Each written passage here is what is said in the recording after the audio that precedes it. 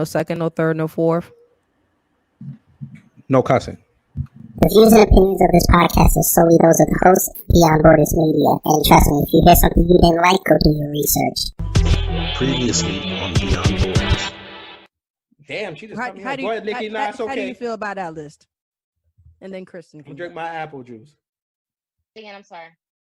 How do you feel about the so-called old list that black women or women in general, I don't know if it's just black women, had about you need to have asking the men that they're dating about their financial status, I'm be sexist. I only heard it from our women. I'm gonna be sexist today.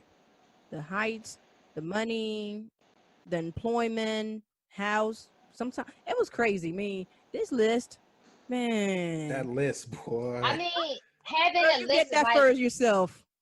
I think like having a list is like a starting point, but like you got to be realistic. Like, so what if somebody has the finances, like you have a specific goal you want that person to be at financially, but they may have like other stuff that's the problem. So I feel like you have to be realistic. Like you can have a list all you want to, but being realistic, like, okay, is it going to be a checklist where financially this is what's going on with the money that you want for them to be able to make, and then to be taking steps if they don't have that as a goal to try to achieve it. You got to be realistic, because you could get somebody that is having that specific income requirement, then there could be other things going on a list. It's good to have standards. It's good to know what it is that you want. So that way, when you meet this potential person, you can kind of check it off and say like, okay, yes, I'm meeting here. And I agree. I think it needs to be realistic. I'm not going to sit here and knock off every person that's not 6 feet. That sounds silly, because I'm ruining my chances for potential. So I'm just looking like, okay, are you ambitious? Does it seem like you're a go-getter? Like something more practical. I don't want to hear, well, I'm doing this and I'm dabbling in that and I'm trying to do this and that. That also says you might not have time for me. So I'm trying to say like, yeah, you're an ambitious person, but maybe you're not on the level of ambition that I'm on. Class, because at your core values don't match mine. So off rip, you're not going to cooperate. The stuff I talk about on my broadcast is going to offend you. The way I walk, the way I talk, the way I ask you to do things, that's going to offend you because our core values do not match. But I grew up in Long Island, Mm-hmm. and that was it. It was a pretty nice neighborhood, so there wasn't a lot of black people in general, obviously black men. Right. So when I was there, and I'm not saying I'm just, I'm not Morris Chestnut in terms of looks. I'm not like that. So the sisters weren't trying to talk to me at all. You know who was? Were the white girls and Hispanic girls. So that's why I ended up dealing with, because I was there. I would talk to them, but they weren't interested. Now, maybe it's not the looks, maybe the personality, maybe because I don't sound like a black man is supposed to sound. Maybe because I don't, Oh, did you let me guess, you got called. He's like, why you talking white? Exactly. I still get it now. My man.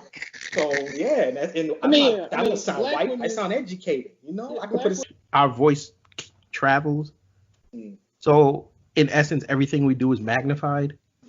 And I explained this on the other show. We have to stand on everything we do or say, because number one, we're men, but number two, as black men, being so marginalized out here, everything we do is going to be criticized. Okay. Let's get ready to rumble. It's a red light on.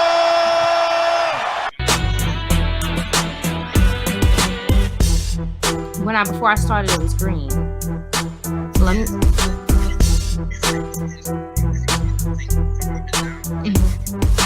Okay, let me leave out again.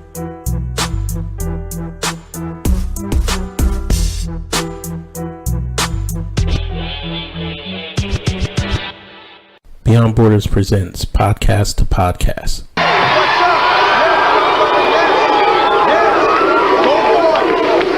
for it. Oh, boy. Sunday. It's the Lord's Day. It's the day of replenishment, because I just drank water. And it's also a day where Beyond Borders records their shows. And I got fancy and I paid money because I want to make sure I have this massive panel. I want to bring it out to everybody. So if you listen to our shows and saw the videos, we were talking about dating preferences. I started off with the ladies because they said they did not want to go second because they knew the men were going to go in. So I appeased them and I How let them about you talk. tell the truth now? Okay, first off, don't interrupt me during my monologue. Because you're lying. Thank You're you so lying, I'm gonna much. stop you. I'm not lying. Okay, stop We it. did not ask to go first. Okay, can I make it a little better than it was? Jesus, you see. This is what we go through. But anyway, the ladies spoke. Hello? They spoke quite eloquently. I can't hear anything. And then I said, yes. We can hear you, Nikki. I'm in the middle of a monologue. Give me 1 second. I hear you. Yes, I hear it. Now, I had the fellas come on. And the fellas and I got crazy. Yes, we did. And I'm sure the ladies heard what we said. And they're probably not too happy, which is fine. So I said, why not bring everybody here and have a free-for-all panel and everybody get their opinions out and get their points out. So that's what we're doing today. So it's a live show. I don't know how it's going to go. I'm pretty sure it's going to go off the rails because Rose and I argue with each other every other day. But before we start, I'm going to allow the panel to introduce themselves, and then we're going to get into it. So who wants to start? I'm going to pick on you if you do not start. Hey guys, this Okay, is Rose. fine. I'm talking. Thank you. Hey guys, this is Rose. You already know, co-host of Beyond Borders with Kid Gravity. It's a beautiful day that the Lord has made. Let's get to it. Beautiful. We have to rep Jesus here. Who's next? Kristen. When you're done, you're calling somebody. Okay. All right. I'm Kristen, host of Personal Problems Podcast. I'm watching my language today because it is Lord's Day, so I'm going to be good and gracious. Yes, today is a clean show. Yes, and I will be clean. And just my podcast is just me ranting and raving about personal problems that we face in life. All right. And I will pick Ultimate Black Man to go next. Whoa. Is this like one of them challenges online? Seems I'm not to sure. be. I think it's easier like that. Okay. Okay. Here we go. I got to get some of this water. All right, guys. Hello, everyone. My name is Gabe. I am one half of Ultimate Black Man Radio. I have a YouTube channel here. I discuss relationship issues dealing with the Black community, but I also deal with other things such as finance, health, wealth, things of that nature. I am a lot of you that are probably listening probably know me from Nicole Michelle's podcast that she did when she first came to YouTube. That's how a lot of you know me. And of course, y'all probably know me. I have a strong Facebook presence. I've had several posts go viral. So I am probably the most controversial person on this panel. Of course, I will not be cussing today. It is the Lord's Day. Let us rejoice and be glad in it. Definitely glad to be on the show. And of course, looking forward to the healthy dialogue on today. Awesome. Thanks. Yes. Now, who next? Harvey. What happened? What happened? He's coming back. We lost Nikki. Is he? Maybe he went I to think it's eat just a something real camera. fast. If he wants to turn it off, that's fine. Then, we could just go with all. Yeah, you don't need to have your camera. Yeah. But sometimes, StreamYards, I don't know. Depends on what device he's using because they just put up iPad connectivity. So I don't know. Yeah. But he's back. Oh, wait. Hold on. Ooh, we can make Nikki go next. She just walked in the room. Okay. Harvey's back. It's up now. Okay, let's let Nikki go first. Okay. Very good. Use your phone. All right. So am I introducing myself or? Yeah, I'm glad how you just throw you in there like that. But my name is Nikki. Oh, we shocked. You didn't know that. I'm mostly on Instagram. I go by Nikki G _ moving with purpose. So I do freestyles, quotes, poetry, just help people move into the purpose that God has for them, and just being that force of uplifting, upbuilding, empowering. So I'm really excited for today, like to get the ball rolling and to talk about everything. But I did want to say one thing. A lot of times we always put the emphasis on the possibility, but we need to continue moving forward. And when we make decisions, we need to take some accountability. Okay. The word of the center. You got it. Nikki, I will cash app you your $5 for that. We lost Harvey. We did. I'm about to tell him to just go on the phone. It's a lot easier if his thing is messing up. But let's just start really fast. Now, folk, before we got on the live, Rose and I argued just now. Like yesterday, started yesterday, actually. And it started yesterday. So I was arguing like I was arguing with an ex. It was bad. We were arguing over soon-to-be King Black Man, a.k.a. Michael B. Jordan. We know who this brother is. We saw him grow up from All My Children to The Wire, Fruitvale Station. He became Creed, then Killmonger. And he was just in a movie called Just Mercy where he played a lawyer trying to get Jamie Foxx out of prison. But that's not why we brought him up. We brought him up because for some reason, his dating preferences, he's always being held accountable for it because apparently the chicks that he's into are either not black or not black enough. And Rose swears up and down that is not the case. And I believe it is. So I'm going to let her espouse her opinion because I'm pretty sure she's going to cuss me out, but I don't care. Cussing. This is why I don't ever let you. Well, this is black version of cussing. This is why I don't ever let you recap stuff because you don't ever recap it the way it went down.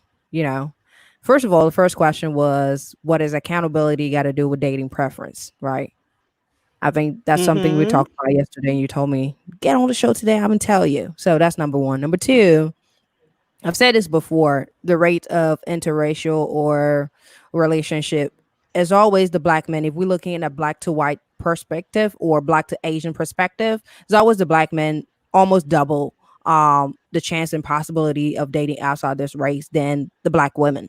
So for me, what I looked at Michael B. Jordan, and I would admit, so today I actually searched why this brother is always getting so much backslash. Because I really, to be honest, I haven't paid attention. So I researched, I'm going to get to that. But if you guys were getting so much backslash, then those numbers wouldn't show what it's showing now, which means that you guys are dating way more outside your race.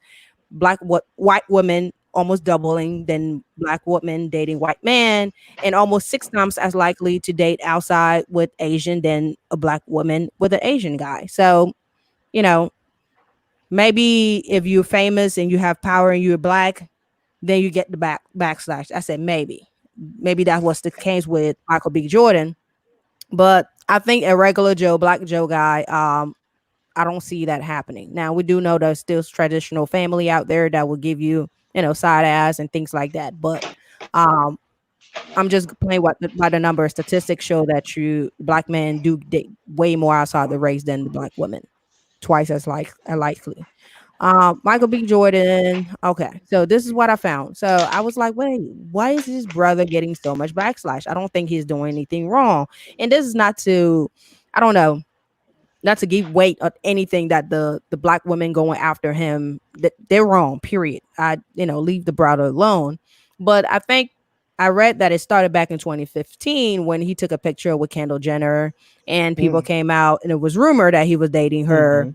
And with rumors, you can always do two things. So either you address it or either you just let it linger. So for me, it's always really hard. I really don't care about rumors, but then if you let it sit for too long, it just become a problem. So when he addressed it, he picked an instant where he was in Italy.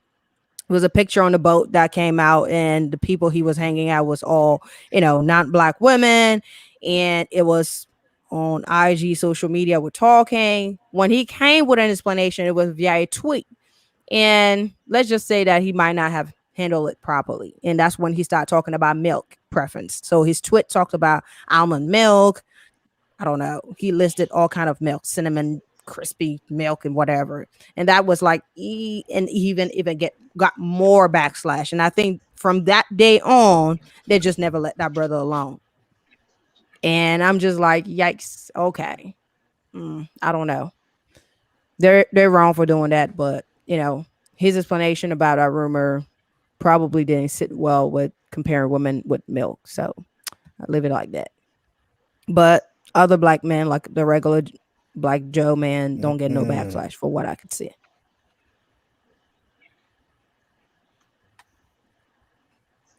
Okay, that was great. Anybody else want to chime in with this? Okay. I need to get a Jeopardy sounder. I think we should let Harvey introduce himself. Can you guys hear me? Don't be scared, y'all. Yes, Harvey. Hey, Harvey. Yourself. Can you guys hear me first of all? Okay, that's a good start. All right. We can hear you. Hello, my apologies again. I don't know. I think there's a sign. Every time I try to get on with you guys, something's up. I don't know. that's clearly on me. One half of the Love is Black podcast. Okay. We discuss, relationships, husband, wife, all that fun stuff with a black, twang to it. I missed the first, few minutes of this, so I didn't hear what you guys were talking about. So I come in unsure of what you guys are speaking of. Can I get like a 10-second we were talking about update where you guys were at? We were talking about Michael. We were talking about Michael B. Jordan and his way he dates the black females. Wow. He dates. I think he gets a lot of backlash about me saying that. Thanks, Rose. Backlash. And she says, because we date out more, it shouldn't be that way. We date out more. So if you want to chime in on that, that's fine. You mean a black man we're talking about now? Yes. So he says we date out more, so we shouldn't be getting nearly as much criticism as we do. With black men, we shouldn't get as much criticism? And to think about it, that's fine.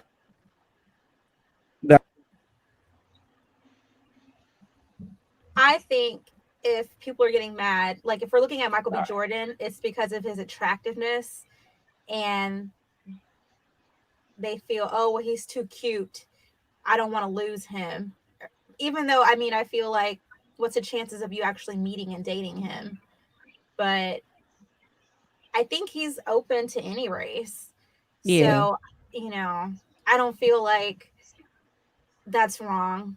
He's open to anything. He's just a target, and that's what I kept saying. I don't know why people always come hard on him like that, but I think it may be more so too because by him being African American, like he's someone that's like he's portrayed on the screen. They see him in different types of movies. They're like, okay, he's representing us out there. So it's only best that he's going to stick to dating only black women. But it's essentially up to what he prefers. So it shouldn't be, additional stigma placed on him as a result of who he prefers to actually date. But I feel like a lot of people feel like he's a part of the black community. He should only stick to dating just black women.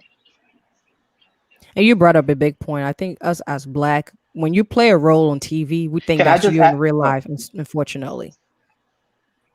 So if he plays a movie where he loves a black woman, we just think in his real life he should like a black woman. I think we do that so much. We project so much. What do you want to say, Gabe?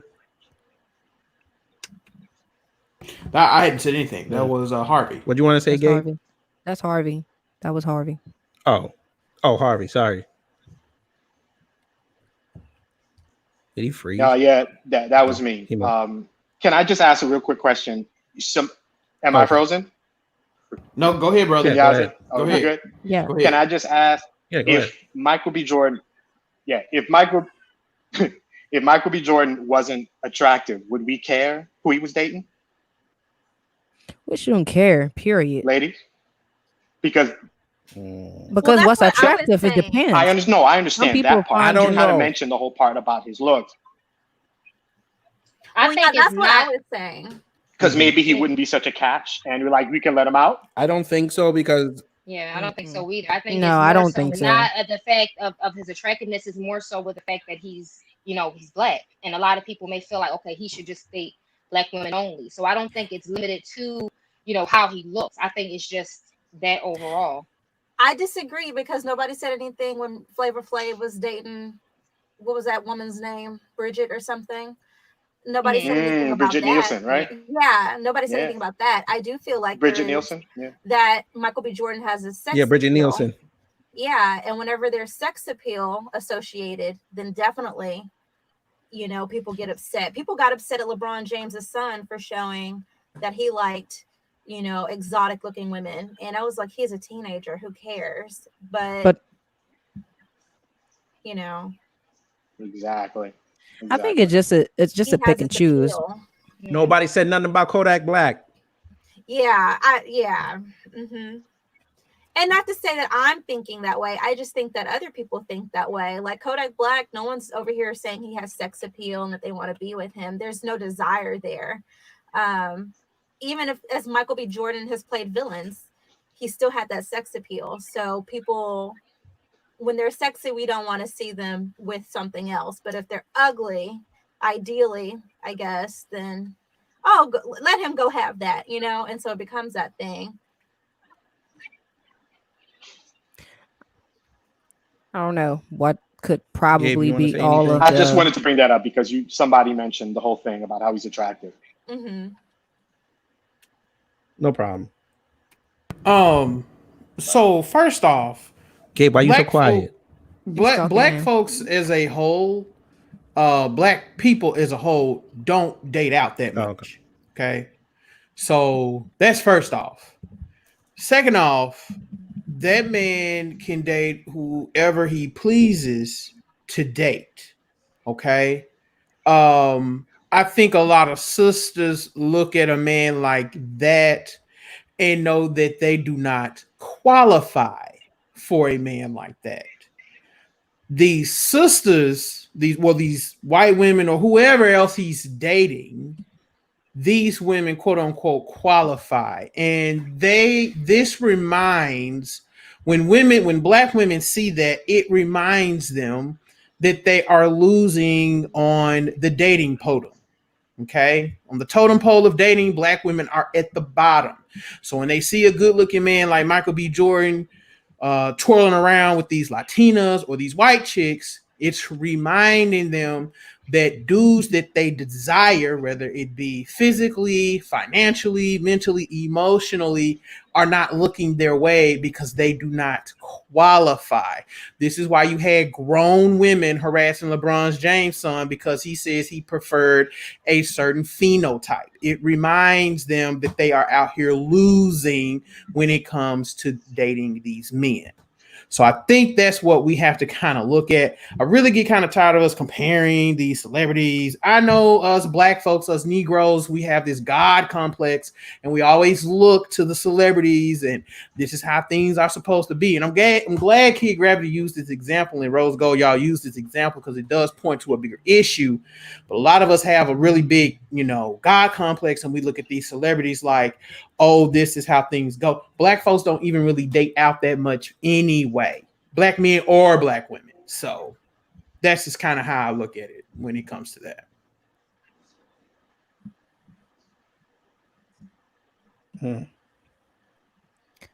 Okay. See, I told y'all. Yeah, let that man live, please. God. He ain't hurt nobody. He ain't going out there cracking on y'all the other day. He not doing that. He just trying to live his life. And I guess that man can't even he can't even protest right without some chick on it in his. Go ahead. Okay. Before you go on your rant. And I guess what Gabe brought up, it's something that we've shown that happened in minority. The same complex happened with Asian men, feeling like their women, their dating pool, if they were to want to date an Asian woman, is lower by chances with white men dating their women.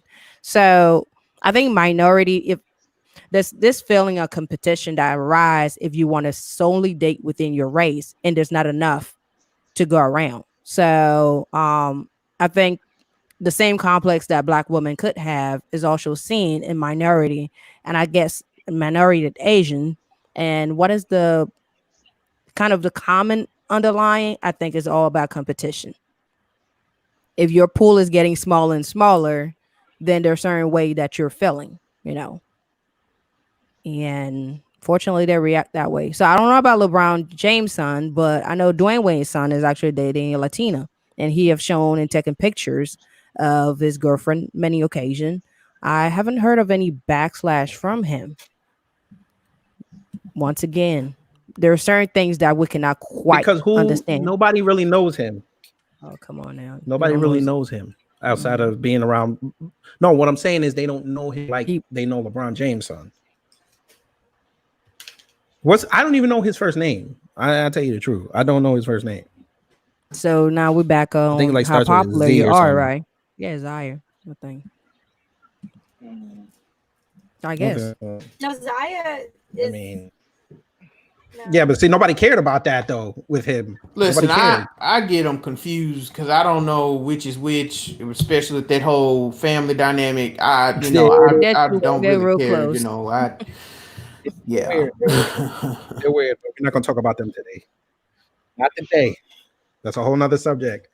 But like I was saying, just let that man have. All I'm asking is you just let us have it. I mean, yes, we do date and marry y'all. Say what? Let any black man just leave and pick. Say that again. And choose whomever they want to date. Any black man, not just Michael B. Jordan. We do. Yeah. We do.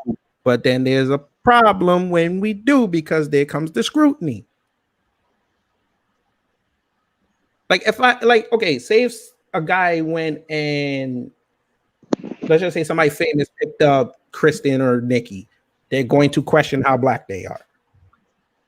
What's the point of that? If they ain't love, they ain't love. Let them have it.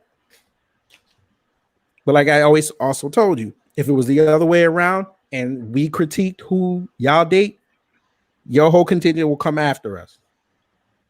We get called colorist. We say you gay, you can't get no women because you're worried I'm dating. You look at me like you are lying again, but go ahead. I ain't doing nothing. Keep going. That's you, kid. That's just you. I'm used to you. Oh, wait. Do you understand? This is like 60 episodes. I finally shut her up for more than 3 seconds. This is amazing. And I'm glad I have this on film. I'm going to play this over and over again, but we're going to continue. Because now so the general consensus is date who you want. That's lovely. That's how it's supposed to be. We're going to go into, I don't know who's familiar with the B. Simone piece. Raise your hand if you're familiar with it. I think so. More recently, right? I said raise your hand. Yeah. Oh, I think. But anyway. I don't know if she's been in any other controversy, but most recently, I think she was into something. Yes, but we'll do the most recent one where she said that now that she's in a different tax bracket, she's not dating 9-to-5 men anymore. And that's a sentiment I've been hearing online for like the last month. Kid Gravity, you might just want to do a quick synopsis so everyone can be caught up to everything, and then we can go into that. Yeah. So basically, she got to 1 million followers. And, she has her lip gloss business going off. And, she's in a different tax bracket now. Shout out to her. We want to see more black businesses out here. But she decided to use her newfound platform and new followers to the fact that now that she's in a different tax bracket, she does not want to date a regular dude anymore, a.k.a. the 9-to-5 man, the blue-collar worker. Someone who puts his nose to the grindstone, try to save up what he can so he can have a nice little retirement. Me personally, if you want to go date somebody upper there, that's fine with me. Just don't say it out loud. Because there was a controversy when a dude said that, Mr. CJ King, and y'all went and black women went nuts because he wanted to go and express that he was the prize and he should get a woman that fits his desires and what he's achieved. So I still say B. Simone. She can go have her opinion. She could go date whoever she wants. But the fact that she went after 9-to-5 dudes, which is most guys, that just rubbed me the wrong way. So I'm going to turn it over to the panel and let them, again, express themselves. Tell me if I'm full of crap, which I'm sure Rose will, but go ahead.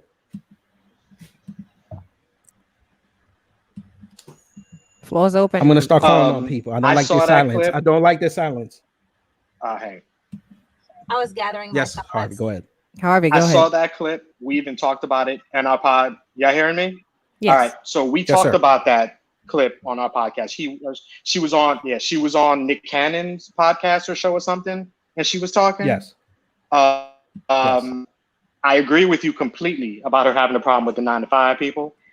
I don't know who she is. I don't follow that kind of stuff, so I don't know. She's just somebody who all of a sudden she's popular, whatever. That's not maybe my issue. If you decided that you're not going to date somebody because they work a 9-to-5, they pick up garbage, they're a civil servant, they work smart, they make money, they've got benefits, they work, but you have a problem because I think her line was, he wouldn't understand my lifestyle because I'm up at midnight or whatever. Mm-hmm. That's as superficial as it gets. And truth be told, not that I'm a great catch, I'm all personality, less looks. I'm not trying to date you anyway. I need a person who would like me for everything. I understand wanting to be financially stable, but to determine that you're not going to date somebody because simply they're a 9-to-5 blue collar worker based on the fact that you're, I guess, an entertainment business, or you came up with some makeup that's hot for a minute, seems real superficial. And she feels like she's going to be alone, or she's going to be in a relationship with somebody who's just as superficial as she is. So she can have her opinion, but I didn't understand what the point of that was. You should want somebody who has a good work ethic. You work a 9-to-5, you working hard 5 days a week. That seems like the kind of person she should want to associate with.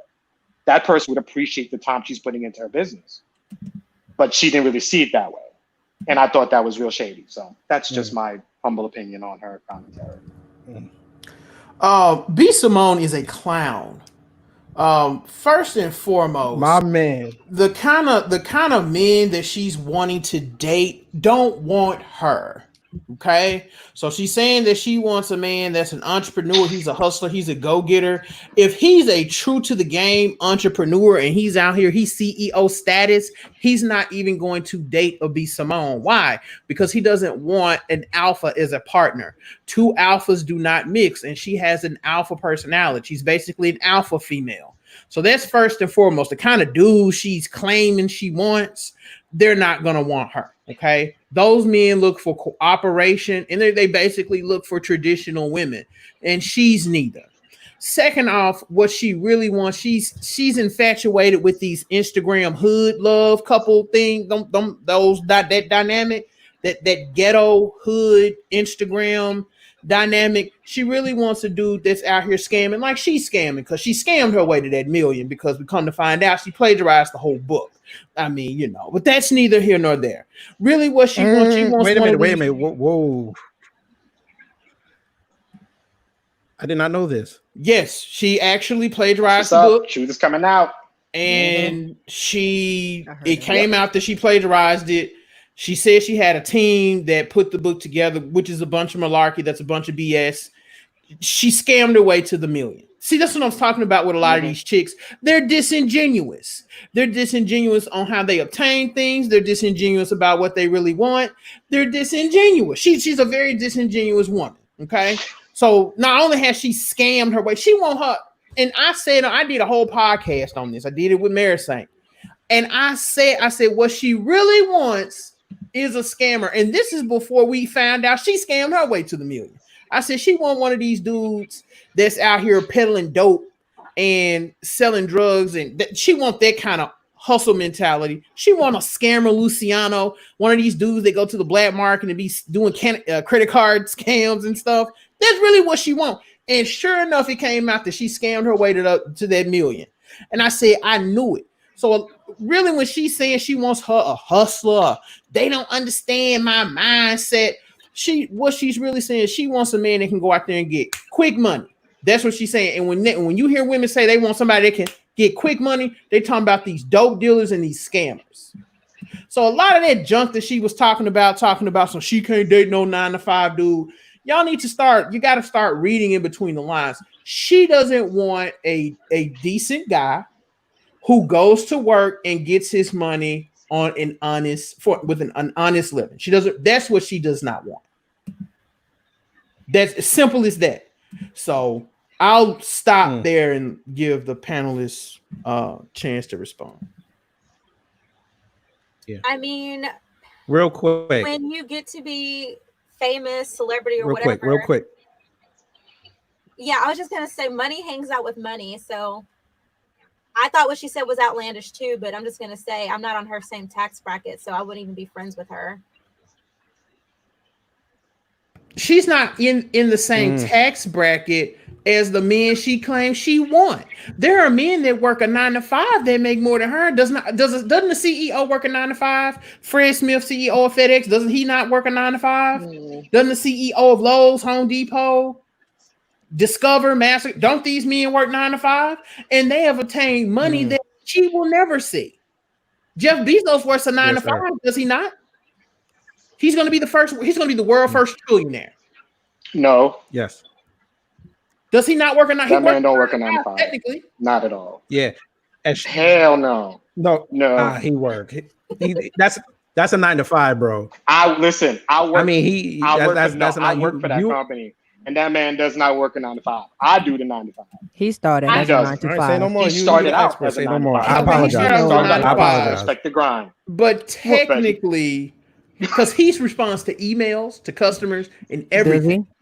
Yes, does he actually responds to it? He responds to some emails. He's known for that.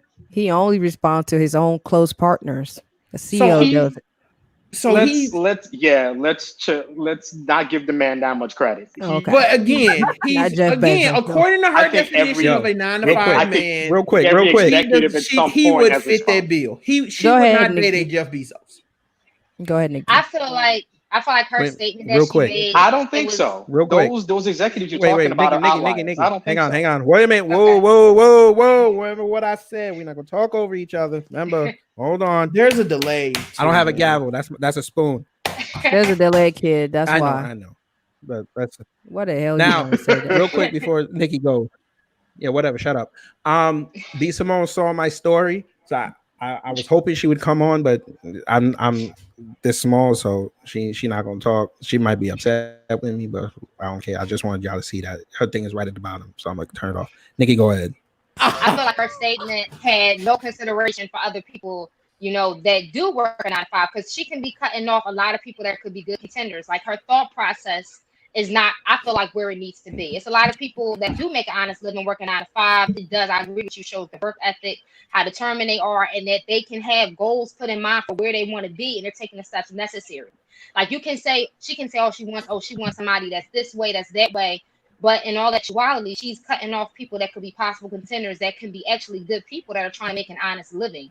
So I feel like I definitely don't agree with her statement, because there are people, especially, seeing family members and things of that nature, and people that are working 9-to-5 and they have good intel behind them of why they're doing what they're doing. So I definitely don't agree with the statement that she made about that, because at the end of the day, when you look at it, she claims to have this status or be, at this level, having 1 million followers. That's great and everything like that, but it's not taking into consideration other individuals as well. Hey, Tiff is watching. Tiffy Television. She said her attitude speaks to the narrative that when a man has material money, wise means more than what kind of man he is. Yup. Well, in a nutshell, her statement was very funny, right? I found it very outlandish. She was out there with that. But to put that in perspective, I don't know, just like Ultimate Black Men Gabe, who should deserve and who she does not deserve. I won't go there. But she brought up one point, which is lifestyle. And I could see her point from that perspective, because I am a 9-to-5 and I've dated entertainers. I've dated people in the music industry and film industry, and it was really hard. It was, 2 relationship, nothing really happened. Don't open your eyes like that. I've told you that before. Don't do that, kid. Wait, what? You never told me this. I've told you She don't tell me this. nothing. But go ahead. I'm sorry. That's a lie. No, you didn't. But we're gonna talk after the air. We're gonna talk. And scheduling was really hard on our relationship. He wanted me to be everywhere he was going, touring and everything like that as a 9 to 5, even as crazy outlandish corporate time that I had. I just couldn't do that. I mean, I will go sometime, but I will have to work on my computer while he just, yo, come chill with me, come do this with me. I'm like, I can't, like, I'm on the clock. First of all, you should be happy that I even travel with you and I'm not going to the office. So it was really hard. That was one. Then I was like, okay, you know what? It's kind of hard. I won't do that again. I'll just try to build up a relationship with someone that I, we can work our schedule out, because part of a relationship, if you, unfortunately, we have to bring these celeb people again, but sometimes because their life is so out there, that's why we can see that. We've seen a lot of those relationships just falling because we don't have time. Why you here? I'm not. Why I'm there? You're not. Second time again, pretty much the same thing happened. Gone 6 months out of 12 of the year. Best friend became Facebook. We were just, not Facebook, FaceTime, should I say. So video chatting and all of that. And at one point you feel like, you living a relationship delayed. So based on lifestyles, of course, she's full of ish. She plagiarized the whole book. But her statement, I did see a little bit of true in the lifestyle, where it's really, really hard to bring those two schedules. It's not impossible, though. Know people that can make it work. It's not impossible. Every time we were talking about it, the goal for me was like, find a business, that will free up your time so you can come with me, so you can tour with me, and, so you can manage me on the tour. But it was like, okay, I'm not at that level yet. If we have to work towards that so that I could free myself of corporate responsibility and be able to do all that. So on the lifestyle, she might have a point, maybe, but all the other crap she said is BSing completely.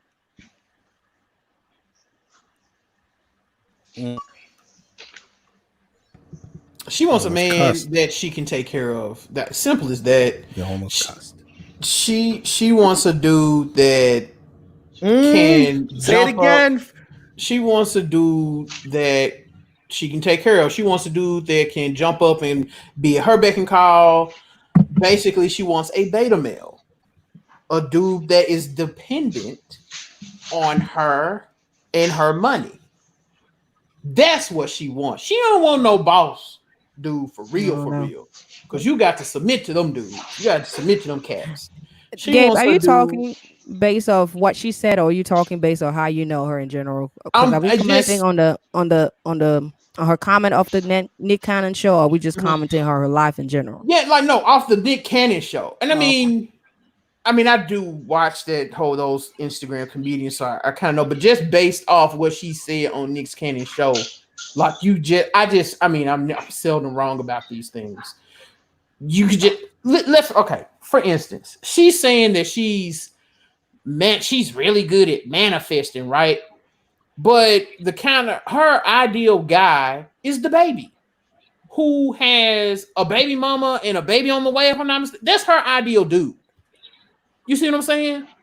But she talking about she want her a boss dude, a dude that's out. You're saying you want this guy that's all, he's this big boss, this CEO hotshot, but you running in behind a dude who already got a woman and got kids on the way.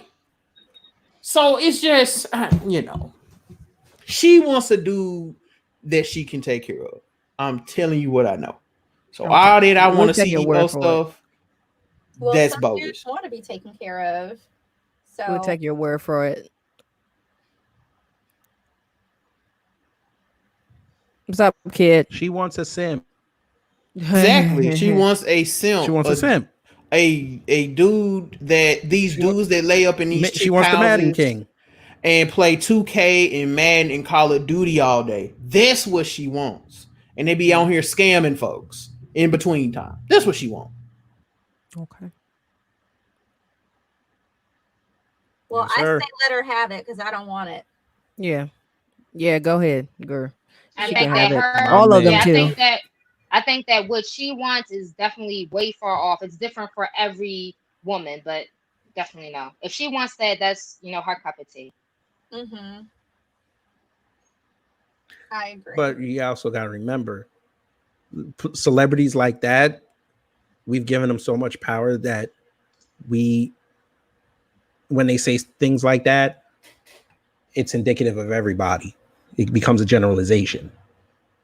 And I think us, as the people that aren't in those positions, we got to say these opinions, like we say on our show before the show starts, the views and opinions are not wholly directed as us as Black people. So if you don't feel like that, and I tell Rose this all the time, if you don't call them chicks out like that, people are going to continue that cycle, and it's going to get a problem. And I say to the dudes too, That's you how it is gotta call them out. Yeah, because most And of the the time, problem is chicks like her, them housewife nut jobs, and all these other chicks that have a platform say things like this, and then they get verified by other chicks that think like them, and then people say, okay, that must be how they really think, so I'm just tend not to deal with them. And then that's when you start getting these men's movements coming out against it, and then y'all just saying that they're just angry people and they can't get no love. There, see, look at the one in the middle again. Look at her face twist up. Go ahead.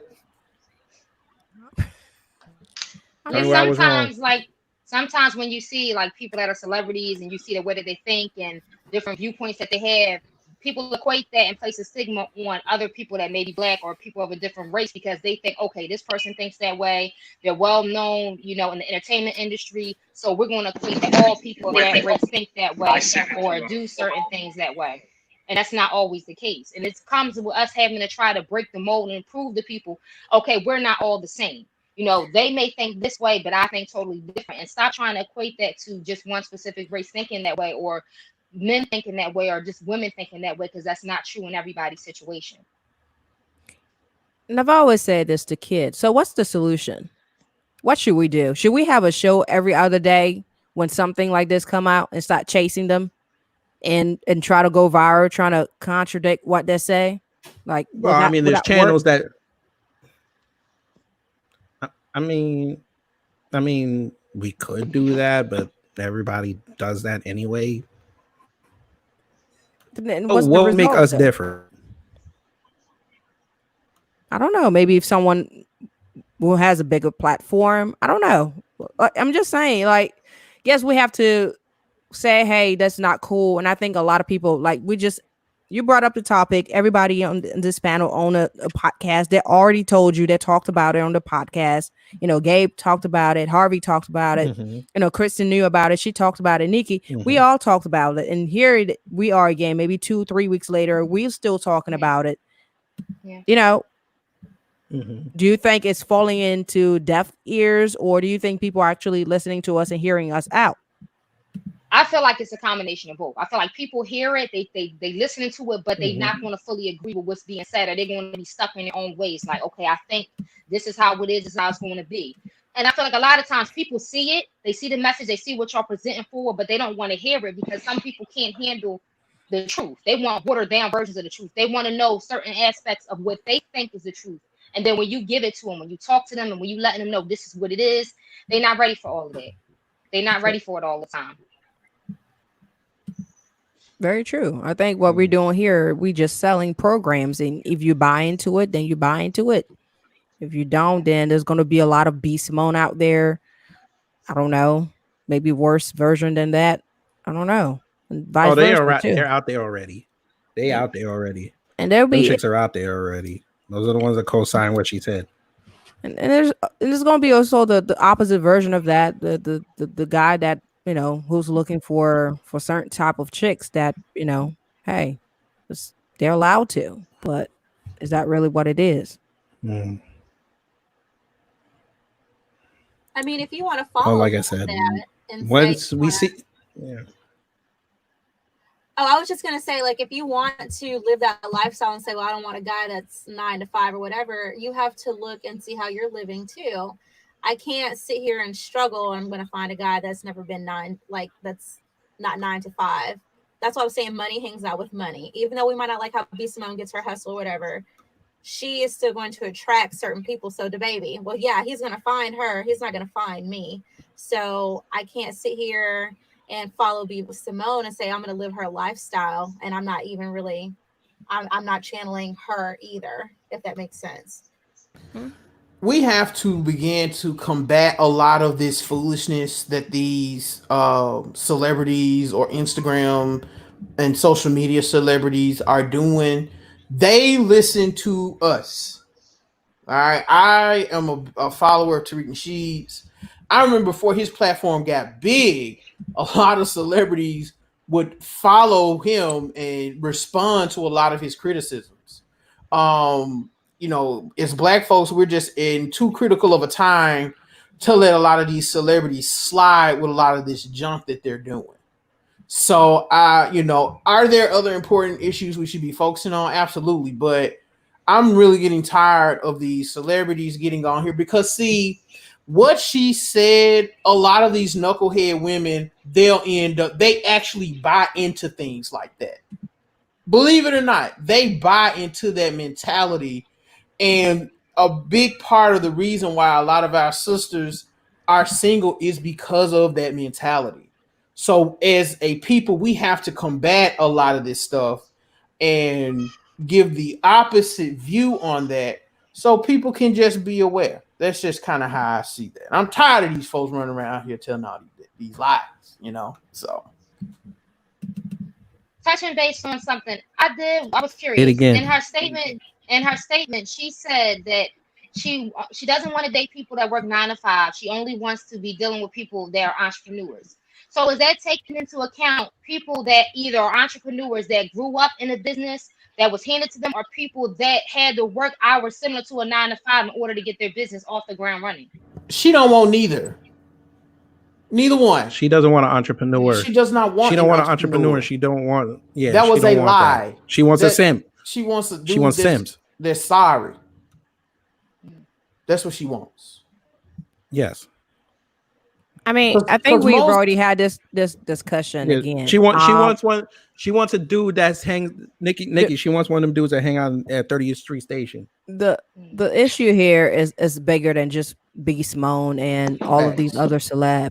I think the issue starts with society itself. When we listen to this type of rap music, what are they really saying? How are women or men or guys, what do they do in these new rapper songs? They hustle. They pull up guns. They pop. They, all the video that we see is half naked women and things like that. Right? So that's where we're supposed to direct our effort at.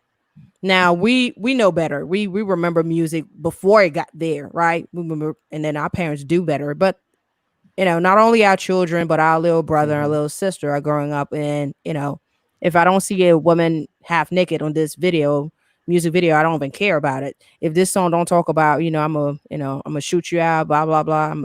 I pull up with the dope and I sell this quick money way. There's a lot of things that we need to do. It starts with the community, though. That's true. It does. It starts with our community. Of stuff being presented is being seen as normal, as normalized. Like everything in the I like videos, that comment. Yep. Josh Walsey said, that's why the behind the scene work is so important. Aside from the podcast, we have to make sure we're working to change the mindset of our communities on the day to day. Shout out to you, George. That's right. This is why I tell you all the time, kid. What are you doing in Brooklyn? I was gonna shout out the IG models. Always talking. I do. Shit. Listen, I'm doing a lot. You don't know. I just don't tell you anything. But I was gonna shout out the IG models, but I'm gonna leave them alone. Okay, Black woman. We're gonna move on now. I'm going to bring up a totem of accountability. And those totem game I know this person is. I'll put it up right now. Here we go. I don't trust you with technology at all. Oh, that queen. She's coming up. You That don't know how to queen. work it. You see I her. I don't see anything. Okay. That's a beautiful black woman, is it not? You see it now. That's a Who is beautiful she? black woman, isn't Yes. that not? That's the queen, Shahrazad Ali. That is Miss Shahrazad Ali. Shahrazad That is Ali. Queen. That is Queen Mother Earth. I don't care what nobody tell me. Folk, back in the 80s, this woman wrote a book. I got the book in the bedroom. The Black Man's Guide. Wait, what was it? The Black Woman's Guide to Understand the Black Man. I probably said that. She has reverse, that, and then she has the Black Man's Guide to I'm sorry. Understanding the Black I'm sorry. Woman. She has both. I'm saying the Black Woman. So she wrote. She has both. Yes, I have the Black Man's version. I do too. The original yellow, the original yellow cover. Folk, she told us this 30 years ago, that these conversations and these consequences were going to happen if we do not hold each other accountable. And the amount of backlash she caught, it was bad. People boycotted her.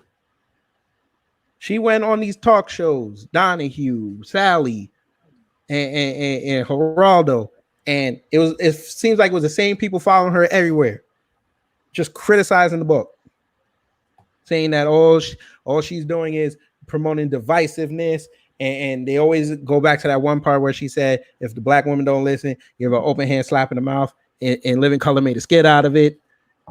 Okay, it was kind of funny, but the point is, it was hilarious. I'm sorry, I have to give it credit. It was funny. Every answer was an open hand slap in the mouth. But here we are in 2020, and 5 young black people are talking about accountability, and she laid the groundwork, and we still are arguing 50-50 because I feel that black people need to have 50-50 accountability for us to start fixing things. You can't always put it on the man, can't always put it on the woman.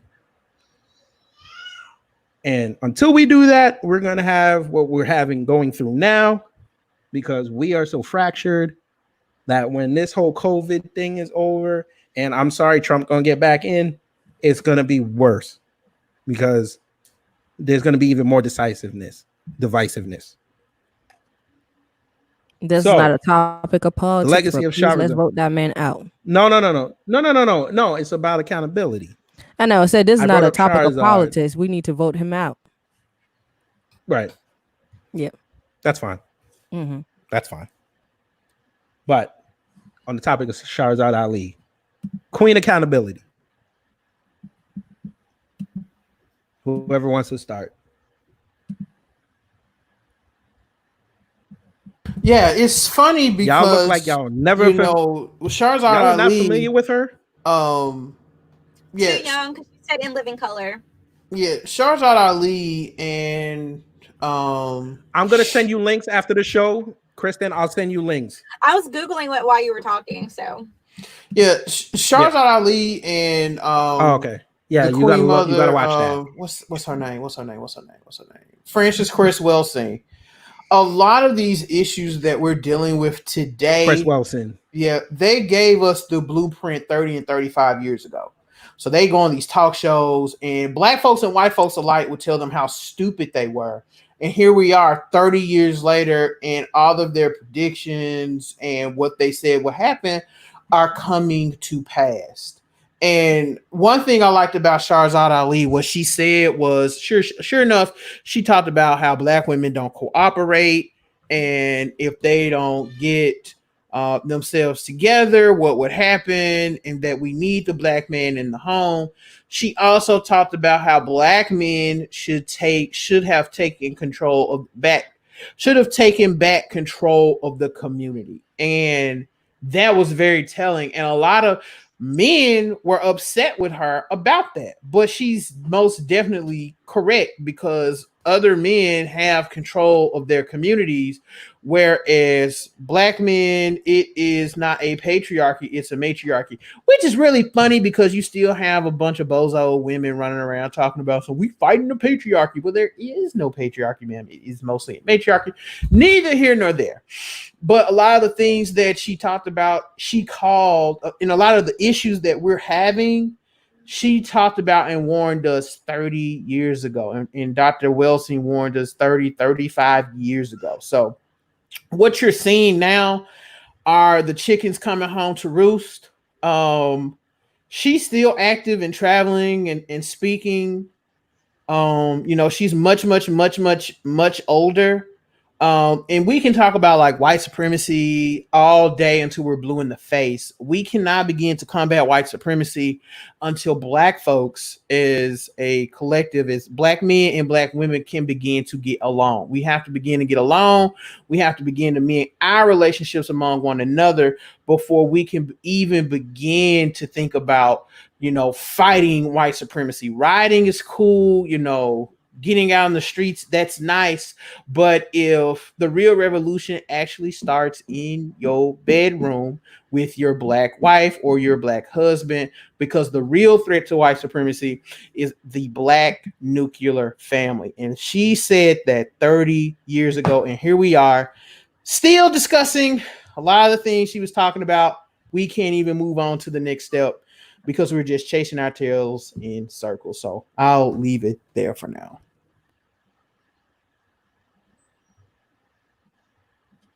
I'll check out the read. She warned us. And I think coming back to what you said, Gabe, I think unity always will always make us stronger and better. I think it's together. I always talk about community. It always start with one family and one neighborhood.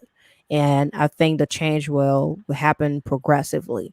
Never really believed to changes from the top to bottom, but rather from bottom to top. So, like you said, start with you and your partner in your bedroom, and that change and that cohesiveness can actually build up to something better.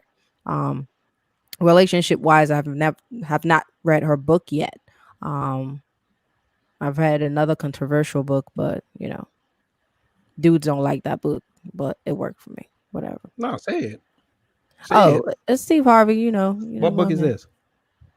The Steve Harvey. Think Like a Man. Act like a lady, think like a man. Yeah, he's a clown. He's a simp. But hey, if it worked for you, that's cool. But that dude's a clown with that thick mustache. Listen, remember, we did the simp episode, and I let that man live. But I did. He's really good at selling women false hope with his blockhead. That blockhead dude, his square head Negro. I'm not gonna go in on him today. All right, easy. Anybody else want to chime in on Queen Accountability, aka Shahrzad Ali? I think accountability. By the way, I don't care who get mad at me. Sorry. Nikki, okay. Didn't you play Queen Latifah today when you freestyled? No, I did CeeLo Green and Timbaland. Oh, you did CeeLo. Yeah. Okay. Yeah. By the way, Queen Latifah stole Shahrzad Ali's style, but that's another subject for another day. Go ahead, Nikki. I'm sorry. That's okay. I feel like accountability is important, and also being unified with everything going on. As us as Black women and men, we always have a stigma placed upon us, based on the color of our skin and not necessarily on a content or our character. So when you have society trying to do everything they can to ensure that we're separated, that we're divided away from each other, we need to come together as much as possible. And even though there's stigma placed on, Black men making different decisions, not really being active within a household, like a huge division within the representation of Black families, we have to try to do the best we can, to uplift each other, and also to be able to, despite being separated, still come together. Like, okay, I'm going to hold you accountable. You're going to hold me accountable. Despite what society says, despite what anybody says, we have to come together and hold each other accountable, because everybody in society wants us to continue to be divided. But the best thing we can do is just come together, and at the end of the day, hold each other accountable. But I am interested in reading that book. So, if you could send it's on Amazon. I bought it on Amazon. It's on Amazon. Okay. It's on Amazon. Yeah. Okay. Yeah. You said there's two you gotta versions, read right? that book. Yes, there's the Black Man's Guide to Understand the Black Woman and the Black Woman's Guide to Understand the Black Man. But the second one was the one where she went on tour with, and everybody gave her crap for it. Okay, Black Woman. That's neither here nor there. We might have to do it after you read that book. We might have to do a show on it. Yeah, let's do that. I love that book. My wife refuses to read that book. Yeah, She won't read that book. I have it right next to the bed. She will not crack that book open. But okay, the Black Woman Guide to Understanding the Black Man. Is that what it is, right? The Black Woman Guides to Understanding the Black Man. That's both her books. Okay. But the one that got her the controversy was the Black Man's Guide to Understand the Black Woman. I got it pulled up. Yeah. But yes, sticking on accountability. We've heard this term, moving the goalposts. Basically a term that means when you're losing, they'll change the parameters, win. And in this day and age, everybody wants to win. Shout out to DJ Khaled. But it seems like Black people like playing that game too much. I've done it on occasion. I will admit this. I have been wrong and I tried to go somewhere else. I will admit this. Why playing that game so much? If you're wrong, you're wrong. But you want to learn. That's what life is about. You're supposed to learn.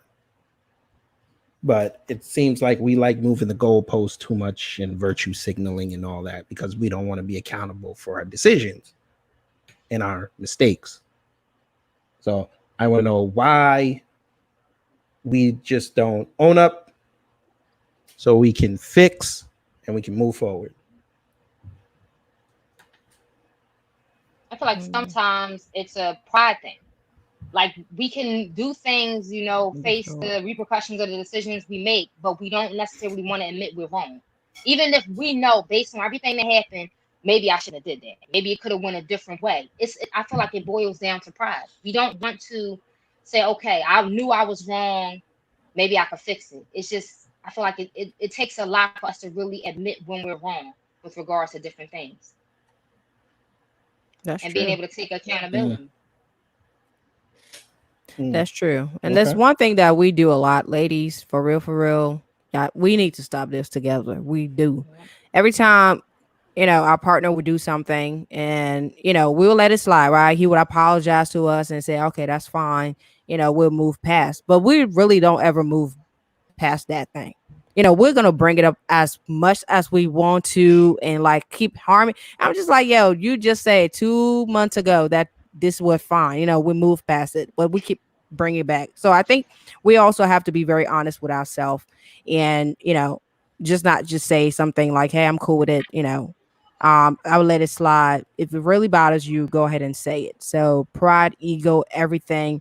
We really have to sometimes face our emotion and feelings. And I know that, that's also a weakness of us because they're like, y'all too emotional. But I'm like, if you want me to be any different, I'm going to give you something that's not there. That's something that's fixed, very superficial. And our problem will come back again. And I know dude hates that. Like, yo, you keep bringing back old shit.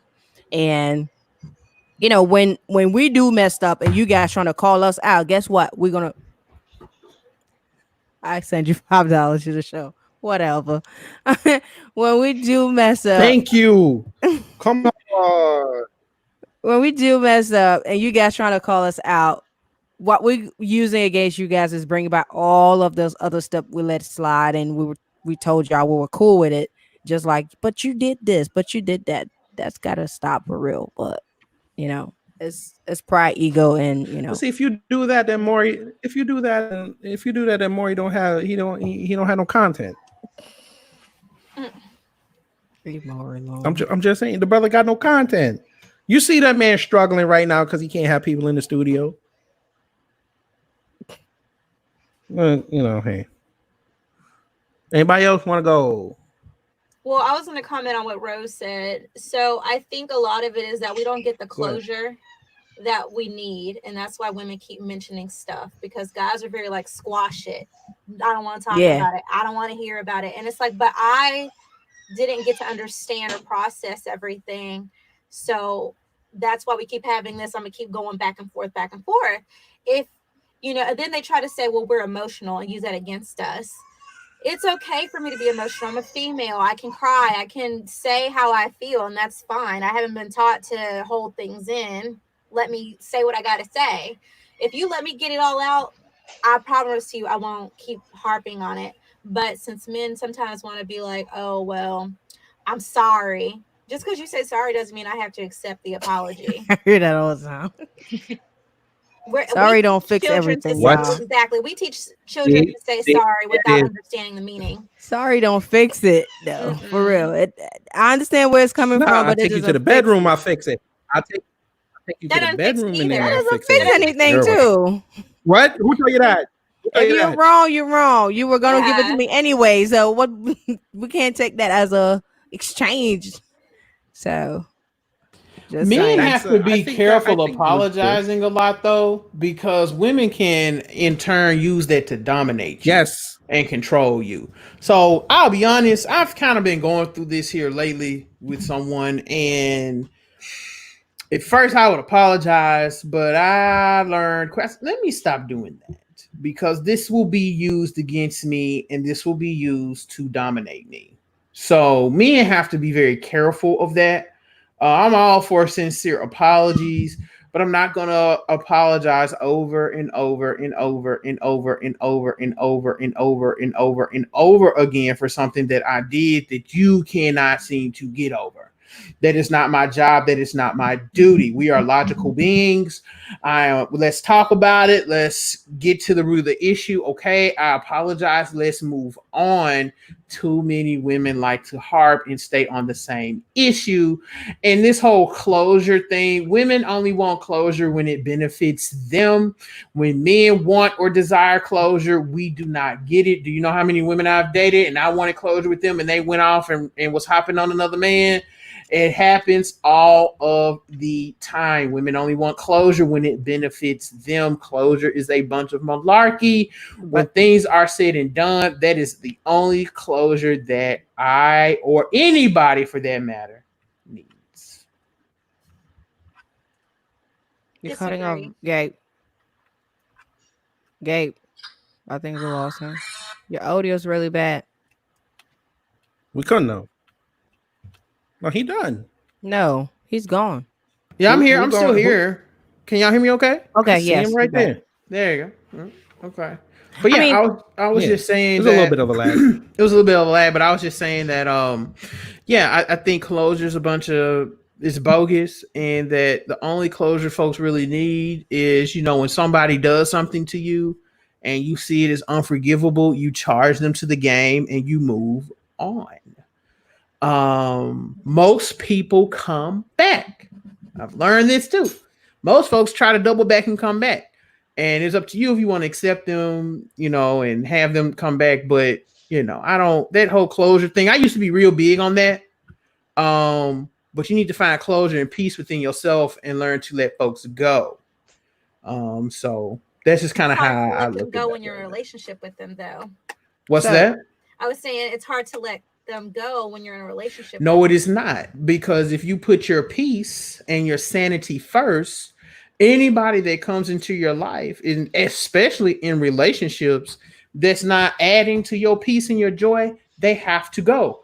On my podcast, I tell men, y'all spend too much time chasing behind these women that really don't want you. You need to charge them to the game and move on. All you're doing is you're mentally abusing yourself by saying, I'm in a relationship, so I got to have closure. No, I've had relationships in and I didn't have closure and I had to move on. And those people end up trying to come back. But because I found peace and sanity and closure within myself, I was able to, move on and not allow those people back into my life. This is why, like in Memphis, we had a woman who was depressed because she was dating a dude who was married, and he basically, I'm just a long story short, told her he really didn't want her anymore. So she takes some of her kids, gets in the car and flips her car over. You know what I'm saying? That she did that because she doesn't have any peace within herself. She's allowed this man space in her mind and allowed this man to control her instead of just, he's married, you shouldn't even be dealing with him anyway. And if he's saying he's gonna leave and he doesn't leave, he gotta go. That's just how I am. I used to be all big about closure and being patient. Well, we're in a relationship, you know, the old folks say, you know, you got to hang in there in tough times. But if somebody is mentally abusing you and taking advantage of you, they have got to go. So I think the definition of the word closure actually implies something personal. So if you find your own peace and truth within yourself, that's closure. So closure cannot really be a baloney, like you said, if you eventually found it on your own, and that's what it is. Closure is from within yourself. I think when I'm talking about closures, someone can bring element for you to find closure, but it's definitely up to you. I love that. I love that, Rose Gold. I like that a lot because it is. And again, I had to find closure. I had to find peace within myself.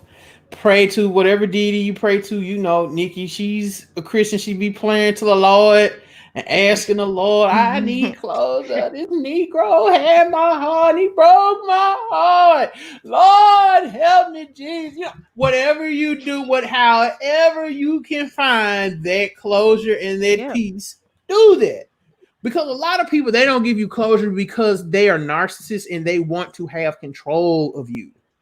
And if they don't give you control, if they don't give you closure, they can come back as they please and you get all excited and they do the same thing and they leave and they come back, do the same thing. They're not giving you any closure. The door is open. And if they won't close the door, you got to close the door. So whatever you got to do it, do that. Do that. Be a responsible adult. Or jump out the window like I usually say. Oh, come on now. How many of these adults running around are really responsible today? There's 4 or 5. We put our whole relationship. We put our relationships online, and then get mad when somebody's in our relationship. I miss the 90s. I'm sorry. I just had a thought. I miss the 90s. The best thing about when you don't have, the best thing about when you don't have like your relationship broadcast social media, you can deal with different situations in private. Like nobody's involved in your business. Everybody gonna have their 2 cents to add to what's going on or to your relationship. But as long as you guys know, you have understanding you're in a relationship, you've discussed it, that's good. But when you're on social media, everybody's gonna add their 2 cents to everything. True. And it's going to be hard to really, if you have plans to make the relationship grow, to hold each other accountable, to have different, milestones you're trying to reach, it's going to be difficult when you're online, talking about your relationship and this and that. People on social media talk about their relationships. I guarantee you, it's not always rosy. They show us what we see, but they had to go through bumps and bruises in a road to get to where they are. And sometimes it's not always true. Major key. Facts. Yep. That's true. It's like you got 4 friends, it's 4 different opinions. All of like 4 friends. So it's like, everybody's gonna want to add the 2 cents and social media, family, friends and family, all that, co-worker, and people that you didn't even invite in your relationship want to invite themselves. So and the same people that's adding their 2 cents better use that same 2 cents to add to their relationship. Facts. Facts. Or you can add $1.06. You can add $1.06 and get a burger from Wendy's. Real talk. I would talk about food. That joke missed. I know. I figured it. I'm hungry. I'm finna go cook in a minute. I am too, actually. But we're gonna wrap this up. Yes, I'm gonna make salmon and couscous. Summertime light dishes. Number light dishes. You want pan seared? Damn. You should have told me that earlier. I could have. Yes, I'm going to pan seared. No, because we have to do a show, and I don't have Wi-Fi. No. Okay. I'm gonna come over the week. I got the wife looking at it in the room. What? I'm not gonna be home. But anyway, let's finish this. Leave the food behind. That's all I'm coming to get anyway. Oh God, enough with food already. Be accountable. But last thing. Yeah, it was fun. So we talked about accountability in relationships. We talked about accountability in the home. Accountability on social media. But we haven't talked about accountability during this crisis because we're not taking the proper precautions with what we're doing out here. Like I said, you can protest, that's great. I'm all for it. But what are we doing? How are we holding ourselves accountable? Because a lot of these problems start at home. And I know a lot of black folk don't want to start at there because it's easy to blame white people. And it's easy to blame the government. It's easy to blame the racists that y'all claim people voted in. But again, going back to what I said about Shahrazad, if we started taking accountability for ourselves, a lot of our problems would change. So I guess my last question is, why are we not taking accountability for ourselves and holding each other accountable outside of dating and all that? Just on a daily basis, why are we not holding ourselves accountable? Why are we out there co-signing dumb behavior? Shout out to Chicago. I feel like as Americans, it's just, we're really good at pointing at others and what they're not doing and not reflecting on what we are not doing. And we are extremely selfish as a country. And we only think about ourselves. For instance, people are mad because they couldn't go to concerts or their trip had to be canceled. And we're one of the only countries with a rising COVID-19 with rising COVID-19 cases. Only country. New Zealand has got theirs under control. A lot of the European Union countries have gotten their COVID cases under control. China's gotten theirs under control. They are expecting another surge, but as of now, they've gotten it under control. And here we are as Americans. We're supposed to be the greatest nation in the world, and and we still have the highest amount of cases. It's just a lot of selfishness. It's just a lot of selfishness. And I feel like we won't see any progression or any change until we get that under control and think about our fellow brother, our fellow sister, and move forward from there. People are allergic to accountability. Y'all, like Kid Gravity, you know what I say, black women and accountability go together like oil and water. But you did say that on the show. But I feel like accountability and Americans go together like oil and water. So I still think black women are worse when it comes to accountability, but we ain't gonna go there today. But I think that's really what it boils down to. People are just selfish, and we just got to come out that mindset and think about others. We've had folks on the news where they're like, the kids are going out here turning up at the beach, running around. They come back home, bring that COVID crap to their parents, and their parents die. Like, there have been stories like that all over social media. So just got to be more aware and more cognizant of others. Cognizant. You got me. Yep. Yeah. I think that's what you said it all, Gabe. I think we won't see a change until we think for everybody, until we think, as a collective.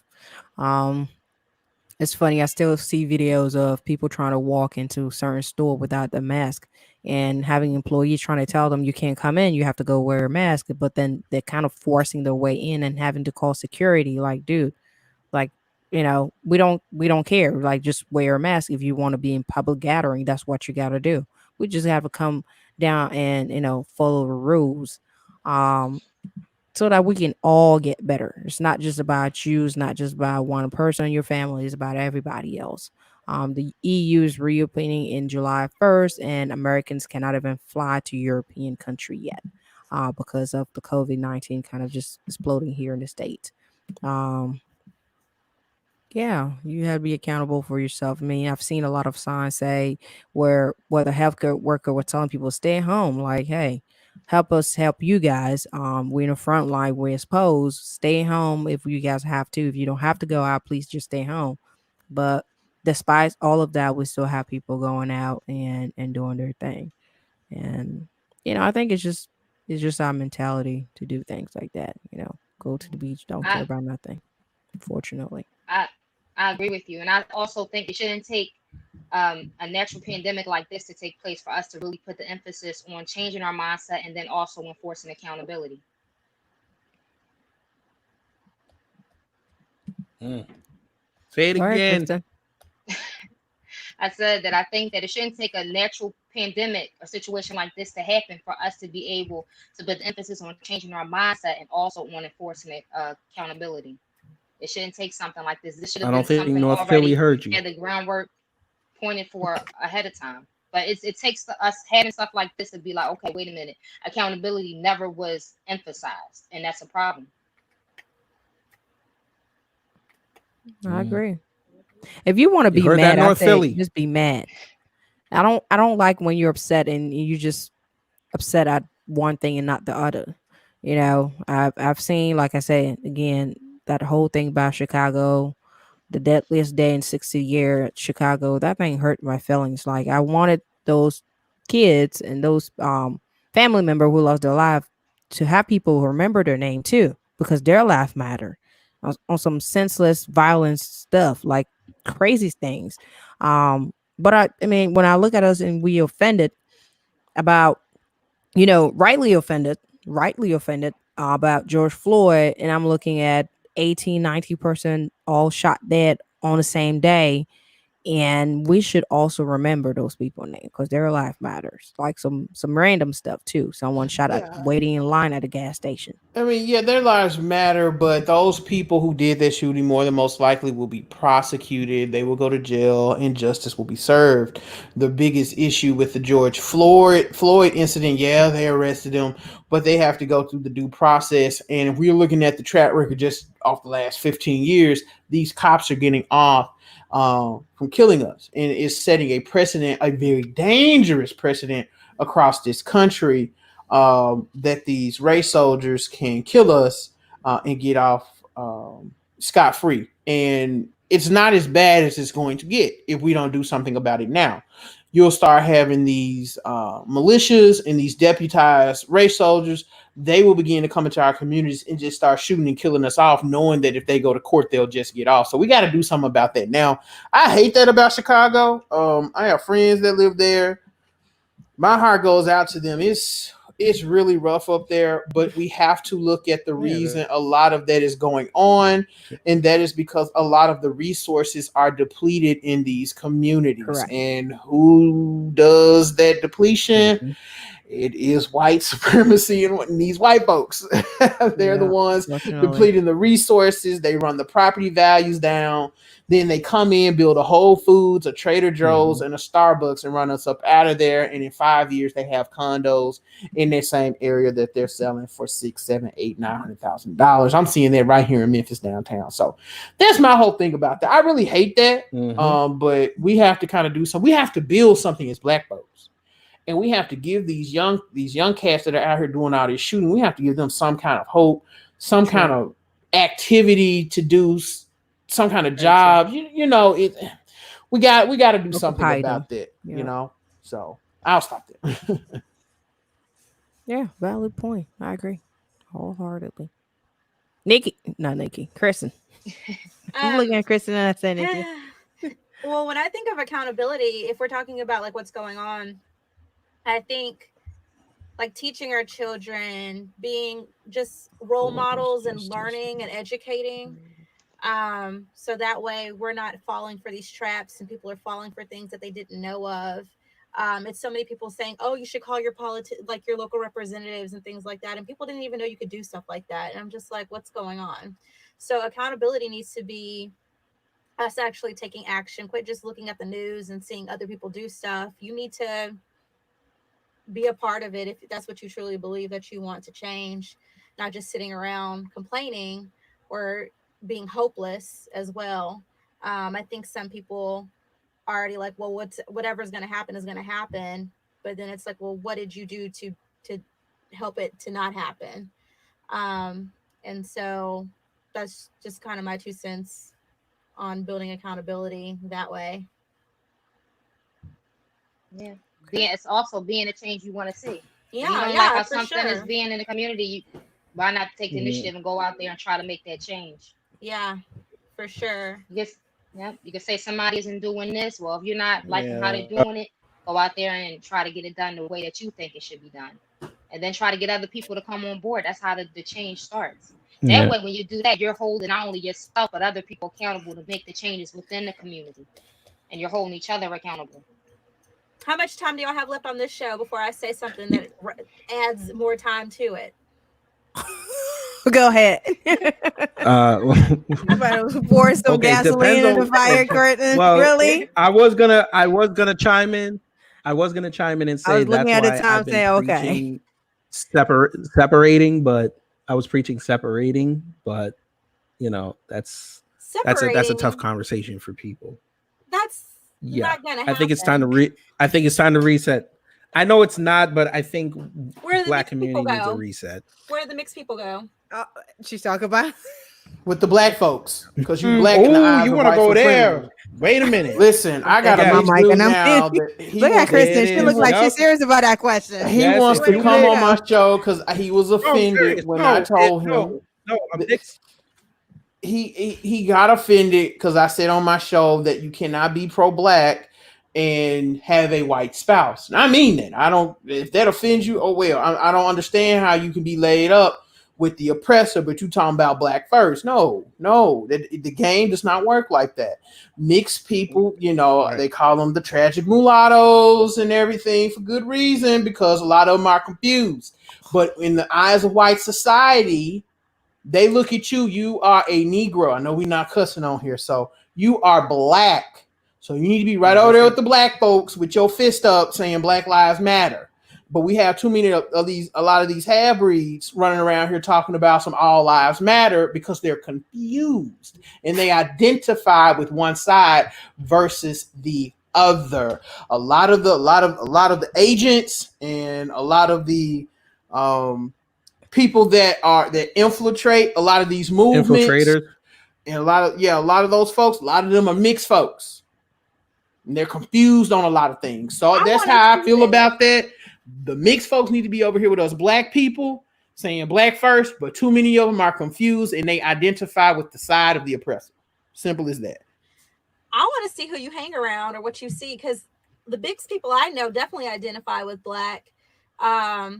It's hard for them to be identified as anything other than that. Like in my circle, we see like Obama was our first mixed president, but he's not allowed to say that he's half white or anything like that. So it's kind of like, okay, well, for my friends whose parents are still together, where does the white mom go? Does she not go with the black community, or she has to stay with the white community? She identifies with white supremacy still. See, this is the thing. A lot of black people do not understand. Just because a white person sleeps with you, it does not mean they do not identify with the oppressor. They'll come up there, rock your world, ride you, have babies by you, and when they get up out their bed and they put their panties on or their drawers on, they go out and practice white supremacy. Period. Do you know how many white women that have been my manager love black men, but dog the black women? They got mixed kids, but dogging the black women and getting them out the jobs, harassing them at these jobs, harassing them in the store. Do you know how many Karens are married to black men and sleep with black men? Yes. And got mixed kids? I did want to bring up something real quick. I did want to bring up another topic when you're done. You reminded me of another topic I wanted to bring up. Yeah, go ahead. So I'm just saying we need to be. It's time out for black folks we have to start being real out here. A lot of Negroes want to play around and avoid a lot of real talk and real discussion. The day of that has come to an end. These race soldiers and these white folks are not playing around, and we just need to start being blunt and talking. We just need to talk turkey and be real about it. A lot of mixed folks are confused, and we are in an area we cannot afford confused folks in this movement. Period. Shout out to Sean King, but go ahead. I wanted to bring up. I hate that man so much. I'm sorry. Last topic. Last one. Before Kristen Ladies, try it again. Yes, this is definitely the last one because we're approaching 2 hours and I ain't gonna get this video till tomorrow, but it's fine. I want to bring up YouTube. This is the last thing. We have a lot of influencers on YouTube on the black side, and they're in mixed relationships. And there was a controversy a couple years ago with one of them called the McClure twins, and her husband at the time said the N-word, and I think he dressed up in blackface as well. Don't put me on that second part, but I know he said the N-word. And that tweet or video resurfaced, and people asked her to comment on it. You know, she defended that man. She became bedwench of the year. She put her bedwench boots on. And I can't believe she defended that.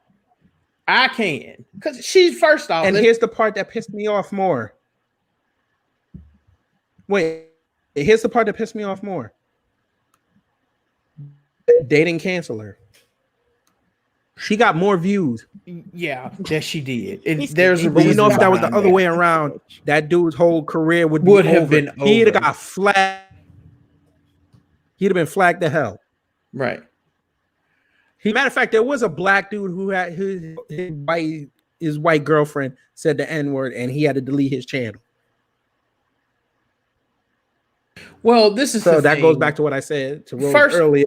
First and foremost, she's Nigerian, and we know how a lot of I call them the flag folks from over these other countries. They have this weird obsession with Zaddy and white folks. So, you know, that didn't really shock me when she came out and said that. She defended him to the T. I mean, this man's, again, this is why I just said that white folks, just because they sleep with you and have babies with you, does not mean they're not white supremacists. And she knows this. She's just this man's bedwench. That's all she is. That's first and foremost. Second of all, the reason her views increase is because we have so many bedwenches and coons and sambos that actually identify with her and they want to be a part of that. They're just so obsessed with white skin and having mixed babies. They don't mind being a man's nigger wench. Okay, they don't mind doing that. This is why whoa, they don't mind. They don't. Whoa, wait a minute, whoa! No cussing. My bad. They don't mind. They don't mind being a part of the ghetto gagger crew.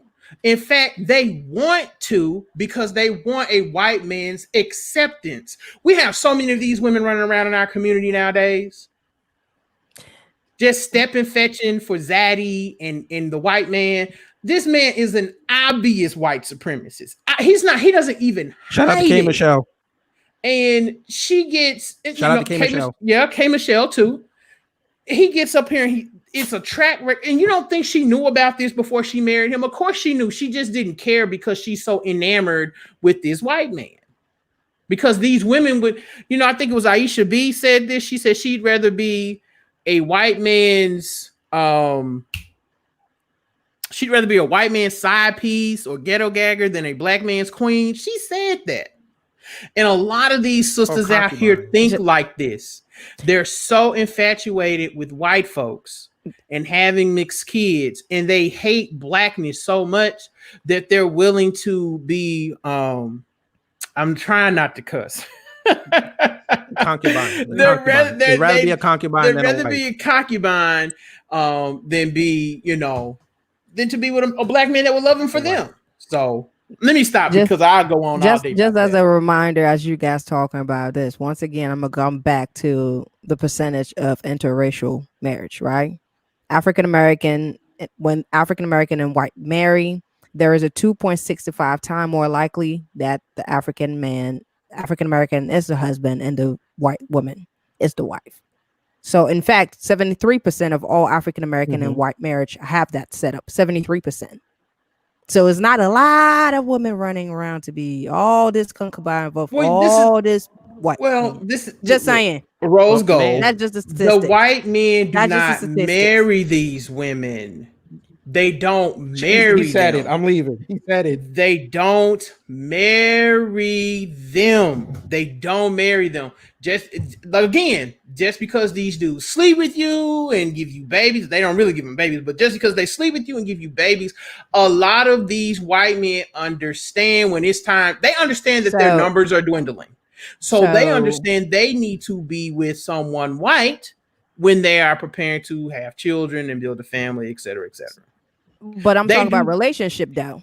Mhm. So a lot of these white women, a lot of these white men don't marry the black women, but the black guy married a white woman, right? Uh-huh. And you guys talk about them.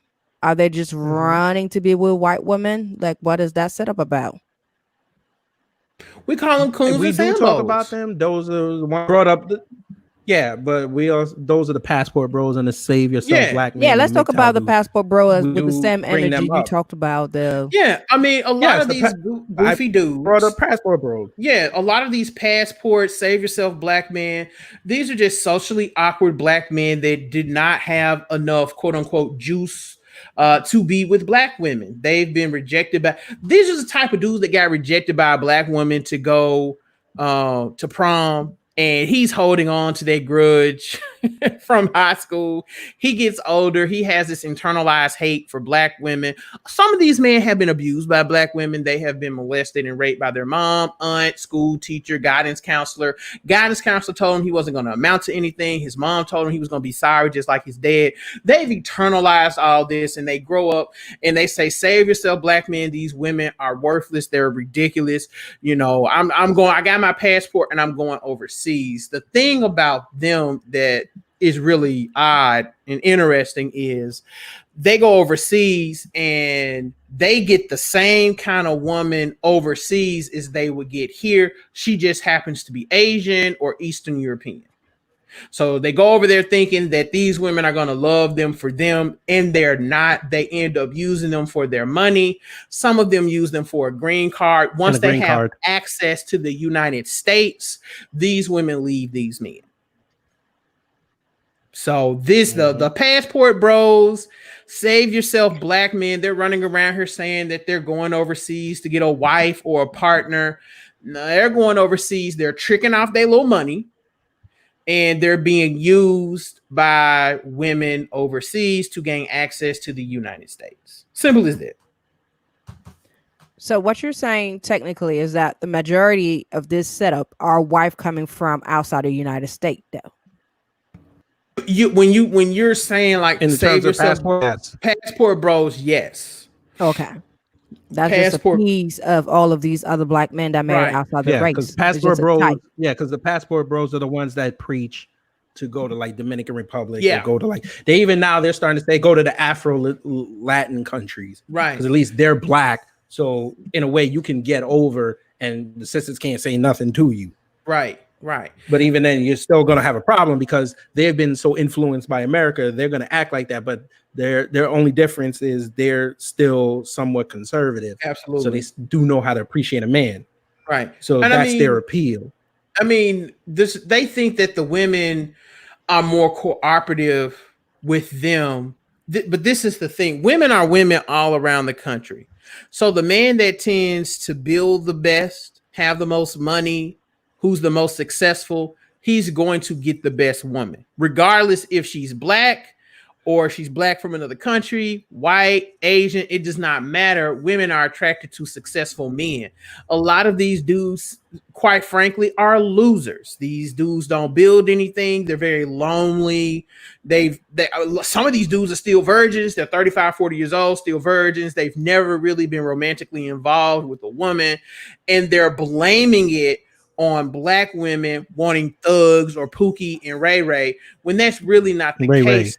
These women are attracted to men that are successful. It don't matter what her race is. So these guys are delusion. They go overseas thinking that these women are going to love them for them because they're more cooperative or they're more docile, and they end up learning the hard way that simply is not the case. I think me and my bro Frank, we kind of talked about that the other day. We may do another podcast on that, a little shorter, a little sweeter, so people can kind of understand, because we get a lot of questions about these SYSBM dudes. But that's in a nutshell, that's kind of how they are. They're the other side of the coin with the sisters we were just talking about, with the whole, being bed wenches. These are the male versions of them. They go to a little more extremes than these sisters, but I'll stop there. That's pretty much what it boils down to. And I don't like them either.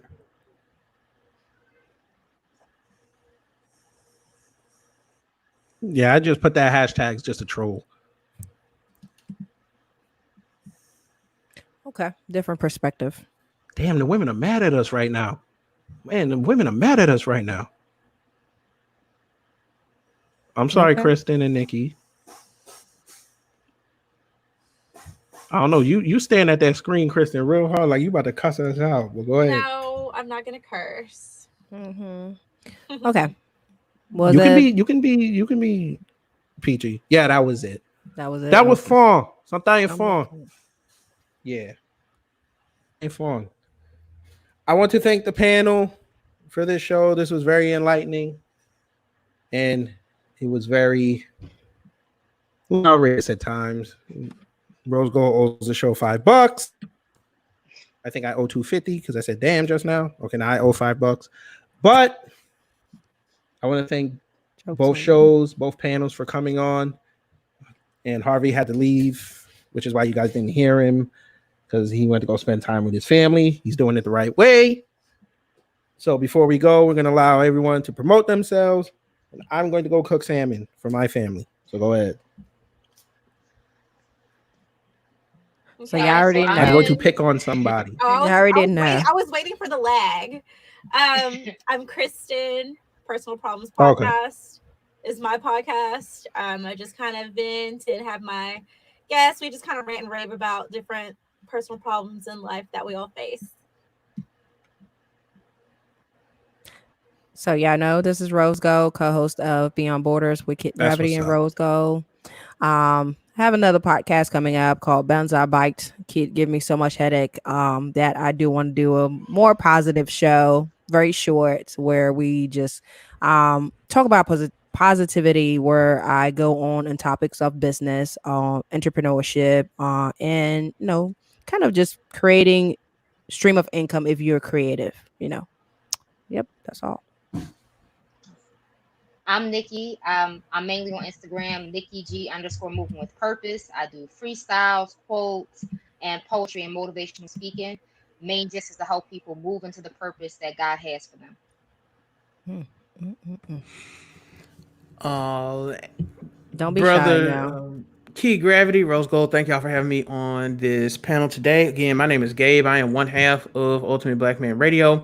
I am a podcast that is centered basically on men and relationship advice, but of course we give advice to women as well. And we hyper focus on the Black relationship dynamic and the Black nuclear family. Of course, I come from a traditional point of view. I believe in traditional values, and I think that is how our community is going to restore itself, is by going back to a traditional base as a community. You can find me on Instagram at Ultimate Black Man. It's Instagram at Ultimate Black Man. You can also find me on Facebook, Ultimate Black Man Radio.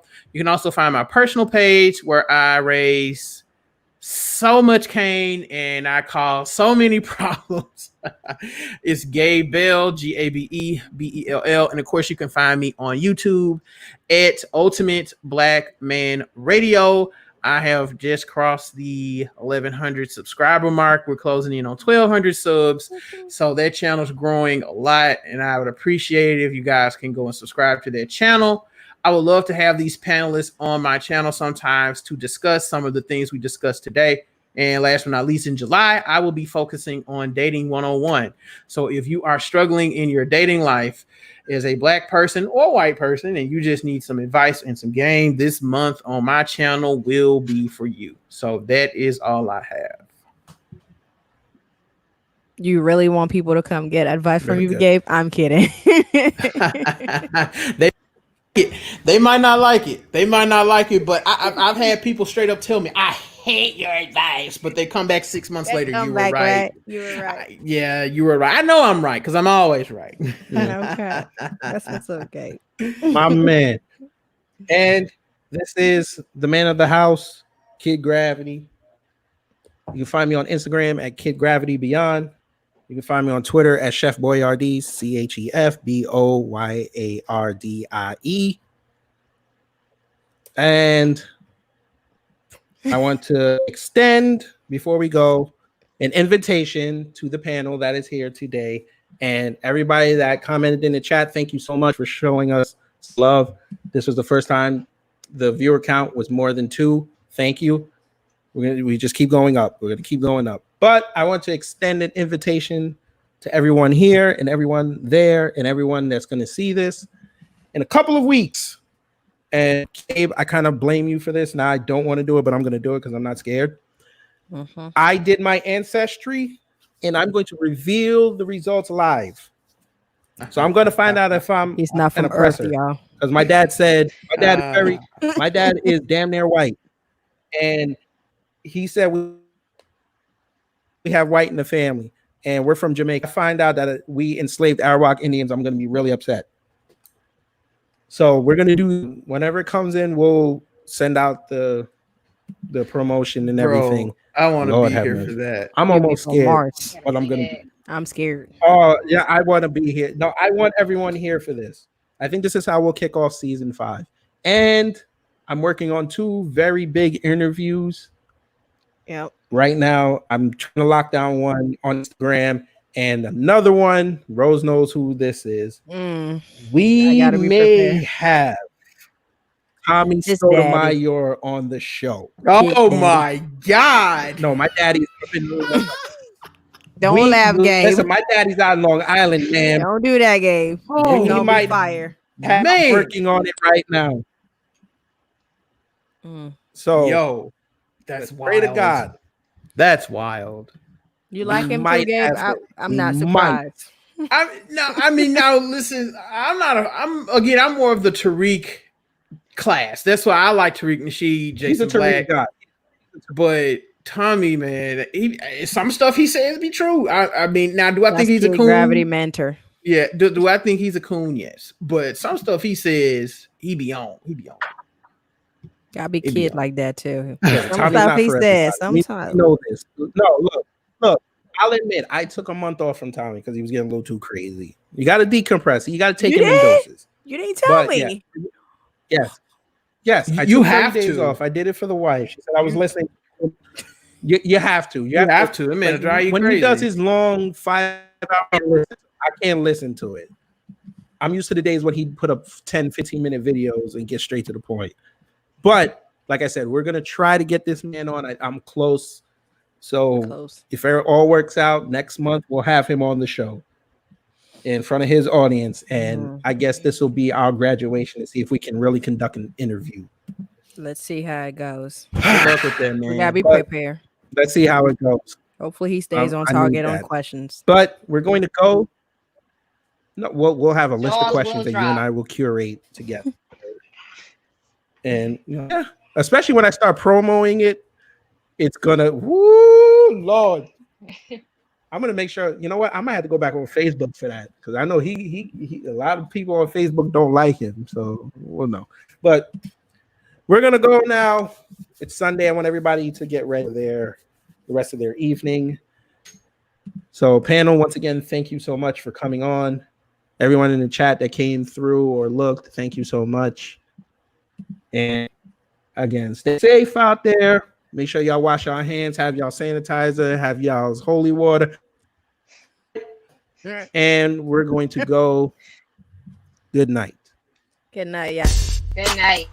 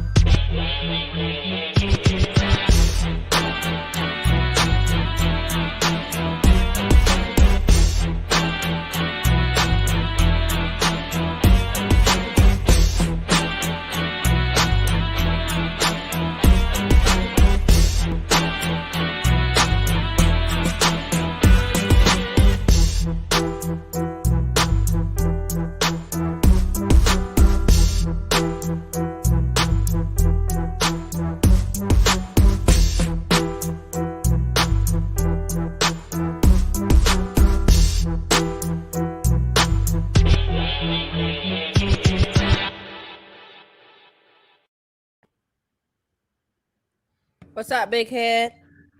That was a pretty good show. It was. broadcast. Y'all the best of the best. Yeah. Yes, sir.